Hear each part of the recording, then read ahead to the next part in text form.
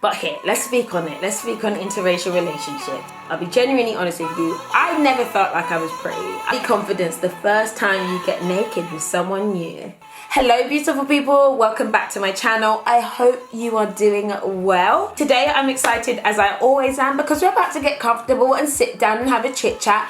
It has been a hot minute since I've just sat down and have a talk with you, and I asked you guys on my Twitter, my Instagram, and my Snapchat to send me your questions, and I did a hashtag AskPB, so I wanted all your questions and we're just gonna answer them right here, right now. This video is gonna be a long one, so just accept it. If you like long videos, then get comfortable, get yourself a cup of tea. Listen, I have a tea right here.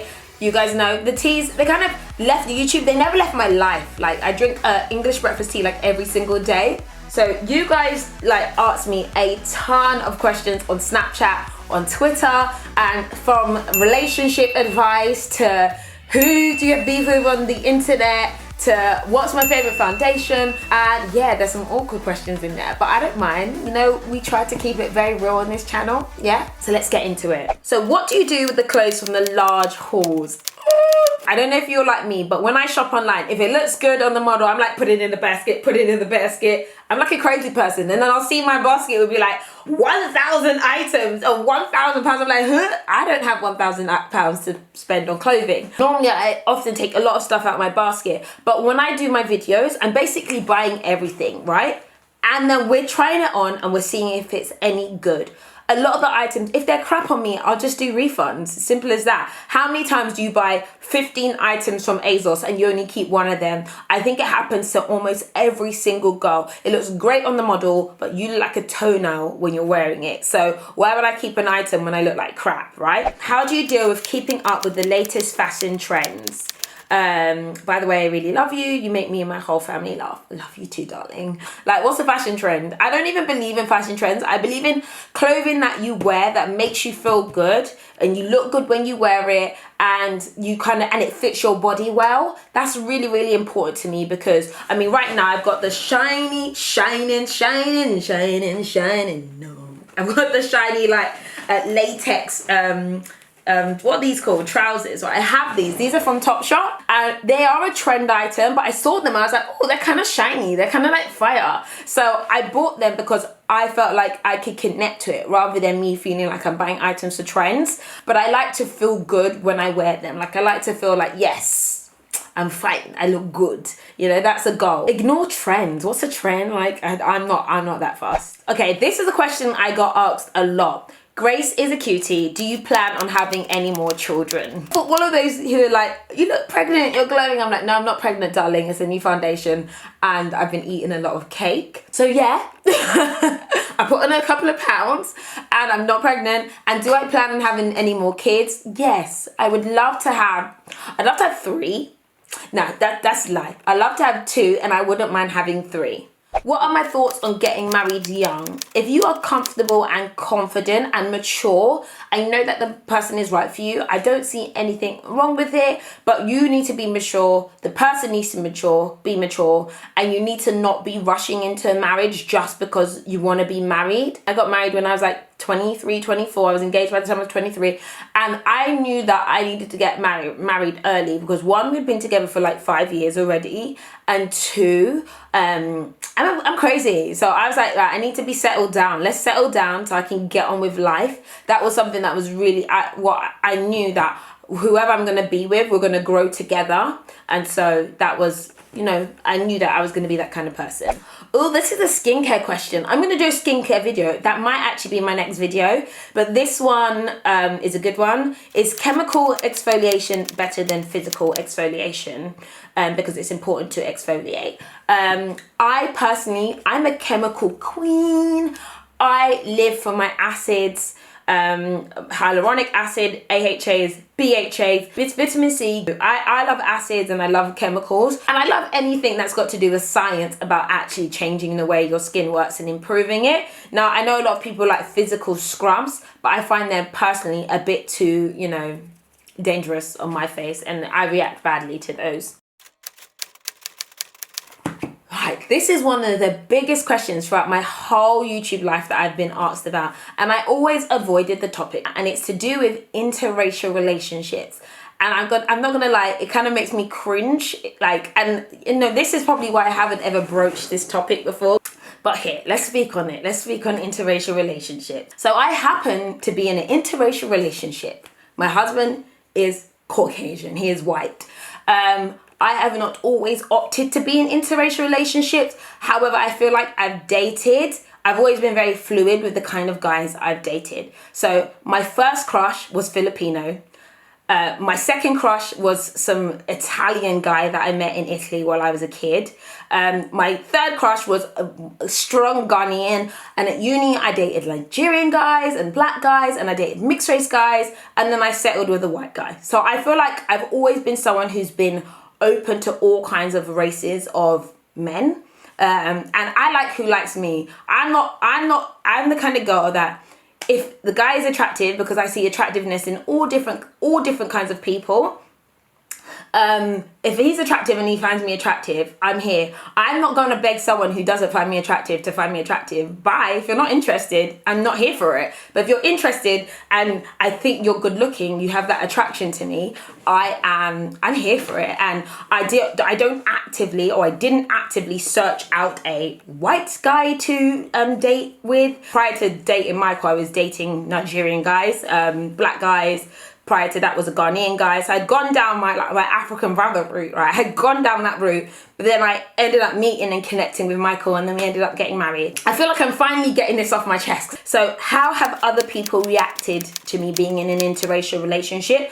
I never had any problems with being in an interracial relationship or it ever being a thing until I came on YouTube. So I realized that it was a thing to people because of people on the internet. And I think it's because you have people who come from all over the world who are not used to seeing certain things. So the fact that I feel like me and Michael have had quite similar upbringings, being that we are inner city kids, similar demographic in terms of parents' wealth status, in terms of the schooling that we went through, in terms of some of our experiences. His are slightly different because he's from up north in Manchester. Mine is slightly different because I'm a Londoner, I'm a South Londoner. Nobody looked at us sideways. It wasn't a thing. Even in London, London's such a multicultural city that nobody cares. But on the internet, people seem to make a thing out of it. And I think it's because of a lot of people come from maybe areas where there was a bit more racial tension, and it's weird, but it wasn't weird. Another question I always get is, what did your parents think? My parents are cool as long as you have respect. So Michael knew the ways very early. You refer to my mum as auntie and uncle. That's it, auntie, uncle.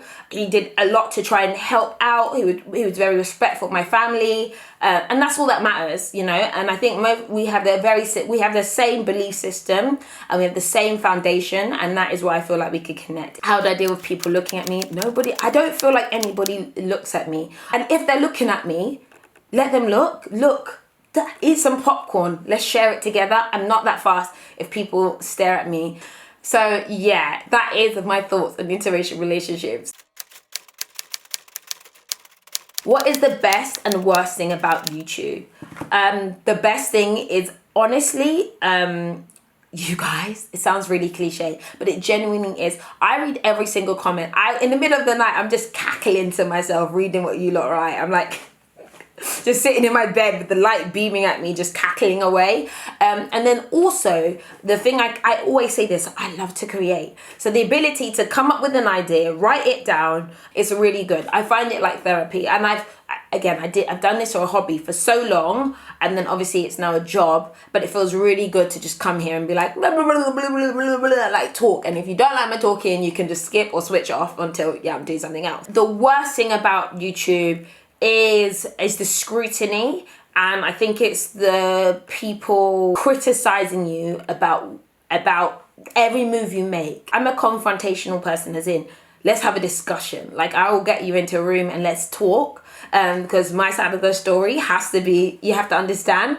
whereas I don't get the opportunity to do that. I can't defend myself. There's no way to defend yourself against people who want to believe a certain thing about you. So it's almost like you have to be in a position where you're like, well, I'm just gonna not say anything. You have to humble yourself and accept that not everybody likes you, and yeah, they're gonna say crap, they're gonna make up stuff, and you're just gonna have to be like, okay, well, here we are. How do you find life in the limelight, and do you ever get days where you just want to shut it down? I will honestly say I'm not in the limelight all the time. I'm not even in the limelight when I'm filming videos, because in reality, I'm in my bedroom, you know what I mean? I'm in a room, I'm in my house, I got my tea, I'm chilled, I feel relaxed. So I only feel like I'm in the limelight, say like on Twitter, because whenever you speak, that's just like a public forum. And then like maybe when I go out, very, very rarely, like I do get stopped all the time, but it's only for a split second. So it's like, oh, hi, take a picture, and people are gone. I do find just having to be careful about what I say difficult, because I'm a human being. And I'm emotional, and I feel like sometimes people want you to be a certain way, and if you're not that way, they're like, why are you not like this? You should be like this. And I'm like, no. So it's a little bit difficult in that sense, but I shut down all the time. I do social media cleanses all the time. To be honest, when I get home, my phone is thrown on the side. I don't see my phone. Yeah, I'm chilling on the sofa, and I'm chilled all the way out. This is quite a specific question, but what advice would you give an individual who wants to start a podcast that helps people suffering with mental health, but they're scared of the results not being successful, and they have self-doubts that they might not be the right individual to take on this challenge? Okay, if you want to start a podcast or a YouTube channel, I got a lot of questions like this. So what's my advice, right?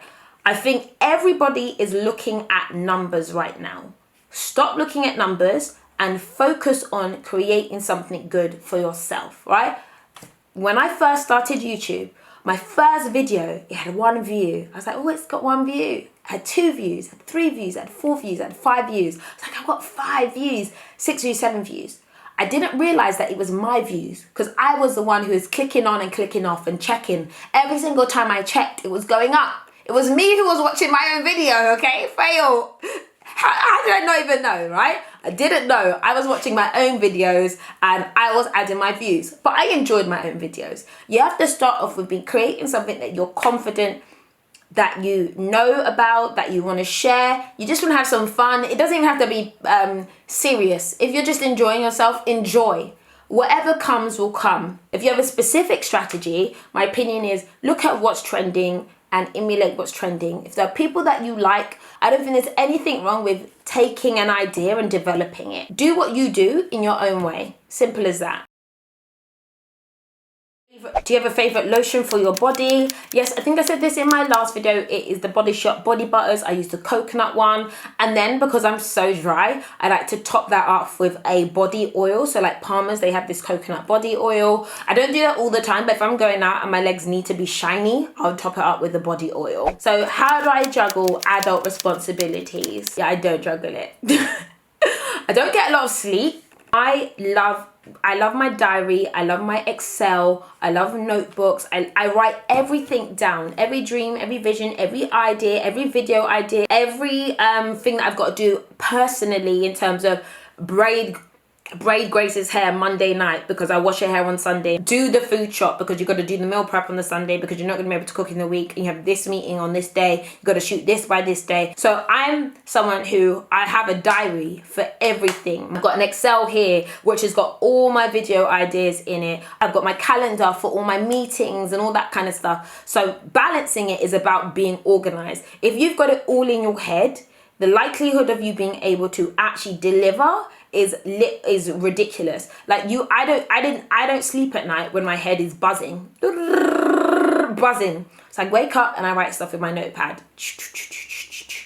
Write it down in my notepad and I'm good to go. Do I ever feel like I want to go back to a certain age? If so, what age and why? So I hated secondary school. I really didn't have a good time at secondary school. Now that I look back on it, I was bullied quite a lot, but I didn't really care. I wasn't hurt by being bullied. I just accepted it as part of my life. University was, again, I wasn't great. I think it was around 21, 22, 23. Once I was on my internship, I had an amazing time. I made some amazing friends, partied so hard. But that was a really good period of time. But to be honest, now I feel like I'm living my best life, like literally. Do I find it challenging having motherhood and having a career? Not now. It was challenging earlier on. I think it took me quite a while to really set into the swing of things. And I think I had an aspect of postpartum depression, which I think a lot of people have, but they don't really know that they have. And it really took me about 4 to 6 months to really get back to being me. When I look back, I realized, wow, I really wasn't me in those early stages. I was a lot more down, and I could tell that there was a hormonal difference. It was almost like a light switch in the difference of how I was. But around the 5-6 month stage, I had a babysitter, meaning that I would take her. So I'd go to my meetings, I'd go do jobs, because I'm a working mum at the end of the day, and so was my husband. And then now my little one's in nursery. Now she's there 4 days a week, and she's going to go into preschool. So this is really good. I'm all about education, and I've seen her development like literally leaps and bounds. And I think she's developed for her age. Okay, how many days of the week do you work out? I mean, at the moment it's like 1 to 2. I'm trying. But I'm trying. But food is so good, and then I get so tired. I genuinely need to work out more. My goal is to work out more than I'm currently working out. Like, seriously. When do we as people, someone learn to have body positivity? Okay, I'll be genuinely honest with you. I never felt like I was pretty. Even till now, I'm like, you're 6, yeah? And I feel like I kind of got to this place of I accepted that I didn't think that I was pretty. So, and I did this video before called The Ugly Friends, right? So I do not hold much esteem or much power in my physical appearance. Like, it isn't the most important thing to me. I'd rather be funny. I'd rather be loving. I'd rather be witty. I'd rather be smart. I'd rather be elegant. I'd rather be a nice person than be beautiful. I feel like it's just a case of accepting, and then, you know, developing other areas if you want to be a bit more body positive, and just liking those things about you. But I feel like that's a bit of a cop-out. I'm not going to sit here and say I like my belly. I know I don't like it. It looks dusty, but it's there, and, you know, I'm alive, I'm well, I've got a family. I'm not gonna die over it. So yeah. How do you deal with body confidence the first time you get naked with someone new, especially when you really like them? I mean, my opinion is turn the lights off. When it's dark, you can't see everything. You can feel, and it always feels good. So that's why just turn the lights off. And then, you know, eventually you get more comfortable, you get more confident. You just be like, let it all hang out. Do I watch YouTube? And if so, who is my favorite YouTuber? Yes, I do watch. I live and I watch a lot of YouTube. Funny enough, I don't watch that many like beauty videos or fashion videos. My favorite YouTubers are H3H3. Love Ela and Ethan. I think they're actually hilarious. I die. And then I watch a lot of, what's this guy called? He does it like news. What the hell is his name? He's been around for ages, but I've only just started watching him. I'll like put his name right here. I don't watch a lot of videos within this space. It's crazy. But I like watching comedy videos and news videos because they allow me to just get out of my everyday norm. If I could describe my style in one word, we've had this discussion. It's bougie thought. We've had this discussion. I made up the word. It's my own word. And that's my style. Where do I see myself in 5 years? I see myself building brands. That's the number one thing that I want to do and I'm working on. I've got a lot of stuff coming forward and I want to employ people. I think I've said this to you like many times before, that I just want to give people jobs. I want them to be able to work in an environment that feels fun and relaxed and enjoyable, but creative and disciplined and focused, with just color and vibrance. You know, that's really important to me because I feel like when I was working, it just felt so black and white. And I felt like I wanted vibrance in an environment, and I want to make sure that I can do that for people as well. Hi Patricia, how long did it take you to reach 1,000 subscribers? I think it took me at least a year to reach 1,000 subscribers. At least a year, and 2 years to get to 10,000 subscribers. I remember I've got a video, an old video, where I was like, thank you for my 10,000 subscribers. I just wanted to say thank you to all my subscribers. I've now got over 100 subscribers. I just didn't have the time to make a video during the week. I'm really happy. So this is going to be more or less because I reached my 100 videos.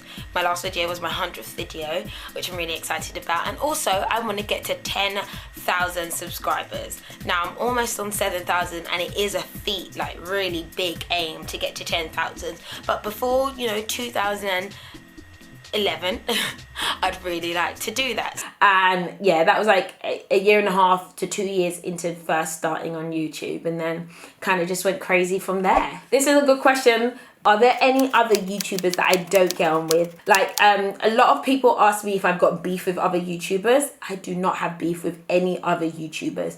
I will say that I'm not best friends with most of them. The person that I'm closest to on YouTube, out of YouTube, is Shirley and Ray. Me and Ray have gone on holiday with each other. And there are other girls that I've met who are so nice. They're very nice, but personalities, I'm a lot for some people. 90%, 95% of the people that I've met on YouTube are exactly as they are on YouTube in the real life. I don't think anyone's fake.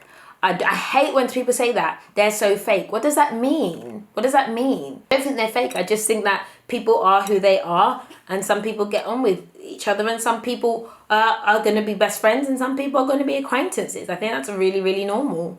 Patricia, are you planning on staying in the UK, or are you going to end your days in another country? Well, ending days is some big talk, but I plan on spending half of my time here and half of my time in LA. So I'm looking at making moves to go stateside. Do I ever feel like I have to compromise myself the more successful I get in order to maintain success? I do not feel like I have to compromise myself, because I'm not a compromising person. I'm a rebel. So if I'm asked to do something one way, or I have to be a certain way, I usually go the other way, because I'm not going to do that.